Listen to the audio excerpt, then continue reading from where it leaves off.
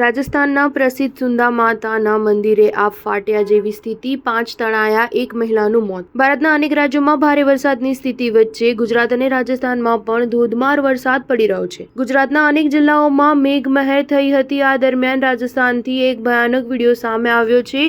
અહીં પર્વતીય વિસ્તારોમાં આવેલા પ્રસિદ્ધ સુંદા માતાના મંદિરે આગ ફાટ્યા જેવી સ્થિતિ સર્જાઈ હતી, જેના લીધે જાણે કોઈ મોટો ધોધ વહેતો હોય તેવી સ્થિતિ સર્જાઈ હતી.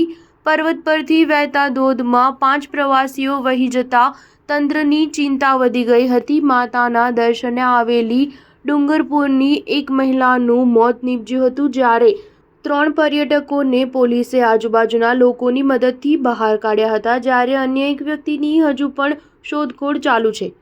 શનિવારે મોટી સંખ્યામાં અહીં શ્રદ્ધાળુઓ ઉમટ્યા હતા. જસવંતપુરાના એસડીએમએ જણાવ્યું કે મંદિરના પગથિયા પર ધોધની જેમ આવતા પાણીના તેજ વહેણને કારણે 5 પર્યટક વહી ગયા હતા, જેમાં 3ને તો તંત્રના લોકોએ બચાવી લીધા હતા, પણ એક મહિલાને બચાવી શકાઈ ન હતી.